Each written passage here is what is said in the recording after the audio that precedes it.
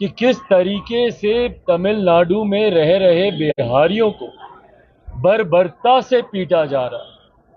अगर कोई एक भी तस्वीर या वीडियो सही है तो उस पे कड़ी कार्रवाई होनी चाहिए। अगर मैं मुख्यमंत्री तमिलनाडु के कार्यालय से संपर्क कर सकता हूं, बात कर सकता हूं, तो नीतीश कुमार जी क्यों बात नहीं कर सकते? जो अलगाववाद पैदा कर रहे हैं, जो भारत की एकता अखंडता के ऊपर दाग लगाने का काम कर रहे हैं, क्या इन लोगों को चिन्हित नहीं किया जाना चाहिए?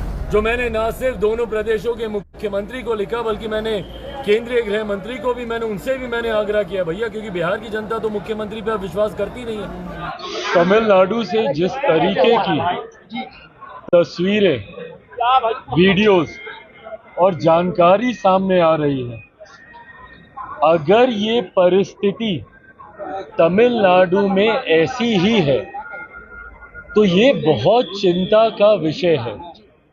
उन तस्वीरों की, उन वीडियोस की मैं पुष्टि नहीं करता हूं, पर ये जांच का विषय है। अगर उन वीडियोस में से कोई एक वीडियो भी सही है, या अगर उन तस्वीरों में से कोई एक तस्वीर भी सही है जिसमें ये दिखाया जा रहा है कि किस तरीके से तमिलनाडु में रह रहे बिहारियों को बर्बरता से पीटा जा रहा है, अगर कोई एक भी तस्वीर या वीडियो सही है तो उस पे कड़ी कार्रवाई होनी चाहिए। कोई बिहारियों को दूसरे राज्यों में इस तरीके से पीटे, ये कतई बर्दाश्त नहीं किया जा सकता। पर अफसोस इस बात का होता है कि मुख्यमंत्री नीतीश कुमार किस तरीके से ये पल्ला झाड़ने का काम करते हैं। आपने अपने अधिकारियों को निर्देशित कर दिया कि भाई तुम वहां के अधिकारियों से जानकारी ले लो। आप क्या कर रहे हैं भैया? आपको चिंता नहीं है कि आपके प्रदेश के लोग दूसरे प्रदेश में अगर ये खबरें आ रही हैं तो आप उसकी जानकारी लें। अगर मैं मुख्यमंत्री तमिलनाडु के कार्यालय से संपर्क कर सकता हूं, बात कर सकता हूं, तो नीतीश कुमार जी क्यों बात नहीं कर सकते हैं? यही जब उनको मुख्यमंत्री और प्रधानमंत्री बनना होगा तो ये दरवाजे दरवाजे भागेंगे इन सब के नेताओं के यहाँ, इनके मंत्रिमंडल के साथ ही इनके उप मुख्यमंत्री इनके यहाँ केक कटवाने चले जाएंगे। पर जब बिहारियों को वहां पे काटा मारा जा रहा है तो उसमें इन लोगों में से किसी का मुंह तक नहीं खुलता है। और इनके अधिकारी भैया मुख्यमंत्री जी से भी और 2 कदम आगे बढ़कर बोलते हैं, 2 घंटे नहीं लगे उनको, 2 घंटे में वो जानकारी देते हैं कि हमारी वहां के अधिकारियों से बात हो गई और उन्होंने कहा कि भैया ये तमाम भ्रामक बातें, ऐसा कुछ नहीं हो रहा। उन्होंने कहा और आपने मान लिया। भाई कल को कोई हत्यारा बोलेगा कि भैया मैंने हत्या नहीं की, तो बिहार पुलिस बोलेगी हाँ नहीं की। क्यों? क्योंकि उसने बोला कि उसने हत्या नहीं की। इस काम के लिए है बिहार की पुलिस। जांच नहीं करेंगे ये लोग, कार्रवाई नहीं करेंगे ये लोग।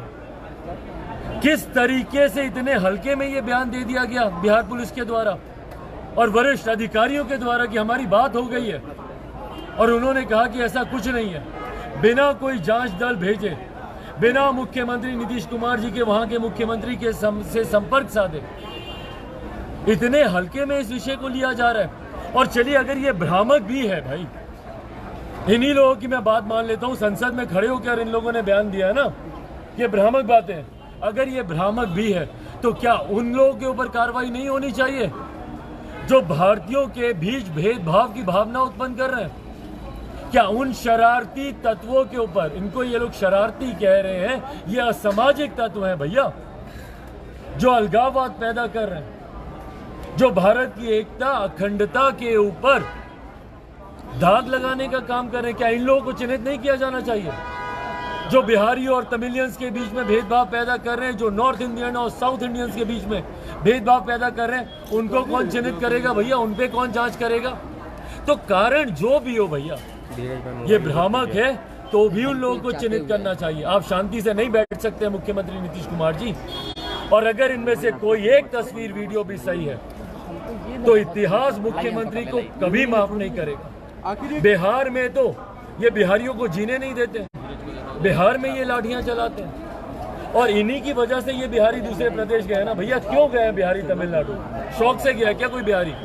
वहां पर जाकर मजदूरी कर रहे हैं, तो मुख्यमंत्री नीतीश कुमार जी की नाकामियों की वजह से, इनकी गलत नीतियों की वजह से सर इधर देख लीजिए, बिहारी दूसरे प्रदेश में गया और वहां पर जा रहे हैं, वहां पे भी उनको मारा जा रहा है। तो बताइए भैया बिहारी करे क्या? चिराग जी कहीं तो सम्मान से जिएगा।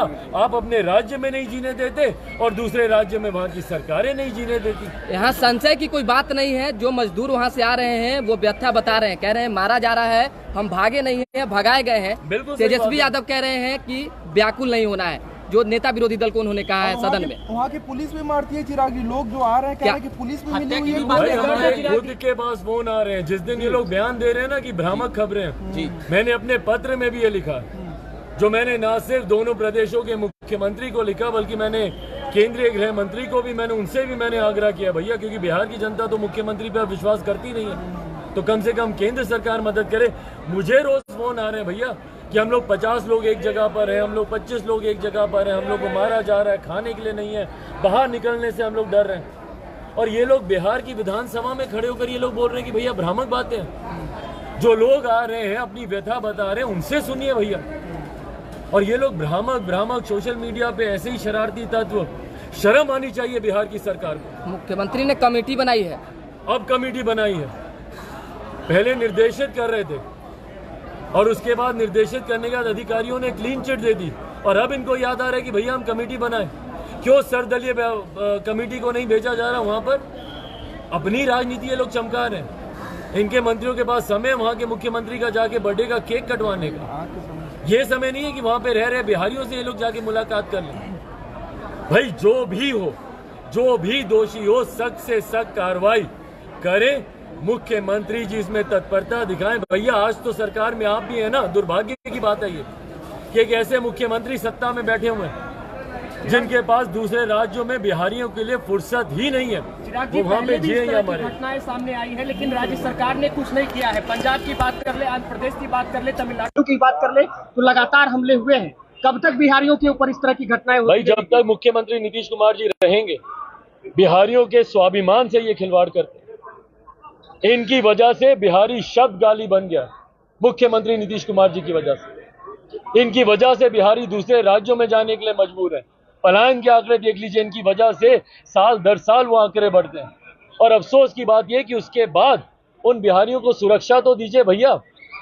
इनको मैंने कई बार आग्रह किया कि हर राज्य में, क्योंकि बिहार से ही सबसे ज्यादा पलायन होता है शिक्षा रोजगार के लिए, हर राज्य में गठित कीजिए भैया एक बिहार प्रवासी केंद्र, ताकि बिहारियों को कोई भी समस्या उस राज्य में हो तो उस केंद्र से वो संपर्क करे। कहाँ जाएंगे भैया बिहारी, बताएं ना मुख्यमंत्री जी, या मरने के लिए इन्होंने छोड़ दिया सबको।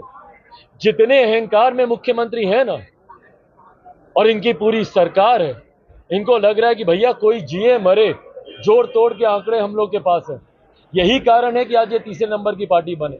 और वो दिन दूर नहीं जब जनता दल यूनाइटेड का नामो निशान नहीं बचेगा, इनका कोई नाम लेने वाला नहीं बचेगा, जिस तरीके से ये बिहारी उत्पीड़न के ऊपर ये लोग खामोश रहे। नागालैंड में क्या कहेंगे? नागालैंड में आपकी पार्टी ने जीती है, चाचा भतीजे पर अकेले चिराग जी भारी पड़ गए हैं आप। भाई मैं नागालैंड की जनता का धन्यवाद करूंगा, जिस तरीके से उन्होंने लोक जनशक्ति पार्टी रामविलास पर विश्वास जताया। और भाई ये एक मजबूत विश्वास है, इसको लूक में आया हुआ मत नहीं कहा जा सकता। मजबूत जनादेश नागालैंड की जनता ने दिया। लगभग 9% का मत हम लोग को मिला। जहां 2 सीटें हम लोग जीते, वहीं 8 सीटों पर हम लोग दूसरे नंबर पर रहे भैया। डायरेक्ट लड़ाई में लोक जनशक्ति पार्टी वहां पे रही। ये अपने में दर्शाता है भैया कि बिहार फर्स्ट, बिहारी फर्स्ट। बिहार में जिस तरीके से लोक जनशक्ति पार्टी रामविलास का जनाधार बढ़ रहा है, उसकी झलक कहीं ना कहीं दूसरे राज्यों में भी जा रही है। और दूसरे राज्यों की जनता भी बिहार के इस विजन पर विश्वास करते हुए ये उम्मीद रख रही है कि उनके राज्य में भी जात पात, धर्म, मजहब हर चीज से हटकर उनके इश्यूज को प्राथमिकता दी जाएगी, विकास को प्राथमिकता दी जाएगी। और इसीलिए वैसे दल की तरफ लोक जनशक्ति पार्टी रामविलास पर विश्वास कर रही है। राष्ट्रीय पार्टी बनने गए थे भैया, बिहार में चिराग जी पर राष्ट्रीय दल बनने गए थे, जनता दल यूनाइटेड।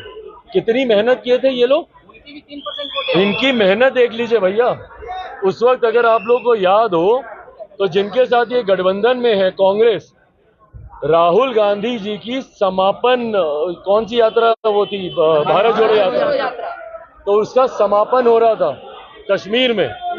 तमाम दल के नेताओं को निमंत्रण दिया गया था। जदयू इसलिए नहीं गई थी, इनकी पार्टी के राष्ट्रीय अध्यक्ष ने कहा कि नहीं भैया, नागालैंड में हम लोग व्यस्त हैं। नागालैंड में पार्टी प्रचार में व्यस्त है। बड़े से बड़े नेता कैंपेन कर रहे हैं, वहां पे कैंपिंग कर रहे हैं। कितने मंत्री जाके वहां पे दिन रात प्रवास वहां पे कर रहे हैं, और क्या नतीजा निकला? 3% से कुछ ज्यादा। अगर मुख्यमंत्री को अब भी समझ में नहीं आ रहा है ना कि उनके पांव के नीचे से कैसे जमीन खिसकती जा रही है। बिहार में तीसरे नंबर की पार्टी, दूसरे राज्य में मात्र 3% का मत, ये दर्शा रहा है भैया कि जदयू समाप्ति की कगार पर है। कारण से मुख्यमंत्री नीतीश कुमार। शराबबंदी को लेकर सर्वदलीय बैठक होने वाली है चिराग जी, इस पे क्या कुछ कहेंगे? होनी चाहिए भैया, ये बहुत देर से कर रहे हैं हम लोग, तो कब से बात कर रहे हैं। क्या बैठक बुलाइए, सारे दलों से राय मशवरा कीजिए। हत्याएं हो रही हैं इस कानून की वजह से, तस्कर पैदा हो गए इस कानून की वजह से, कई नेताओं, मंत्रियों और राजनीतिक दलों के पॉकेटें भर गई हैं इस कानून की विफलता की वजह से। देर आए दुरुस्त आए, सबको बुलाइए और कड़े कदम उठाने की जरूरत है इस कानून को धरातल पर उतारने। एक सवाल है, ललन सिंह चुनाव प्रचार के दौरान वहाँ पे कह रहे थे कि हमारे बिना सरकार नहीं बनेगी। ललन सिंह कह रहे थे कि हमारे बिना सरकार नहीं। पूछिए ना, पूछिए उनसे। चिराग मॉडल की टीस भैया सिर्फ बिहार में ही उनको दर्द नहीं दे रही है, नागालैंड तक चिराग मॉडल उनको दुखी कर रहा है। आपके सपनों को हमने सजाया है, ई होम्स पैनोरमा को हमने बनाया है। ई होम्स मेरा एक सपना था जिसपे मैं पिछले 4 साल से काम कर रहा था। हमने जो बनाया है वो सबने है माना। ई होम्स पैनोरमा में हो आपका भी आशियाना। और फाइनली हमने 2021 में इस प्रोजेक्ट को लॉन्च किया। बहुत लोग अप्रिशिएट कर रहे हैं कि पूर्णिया जैसे शहर में बिहार के, एक तो बिहार की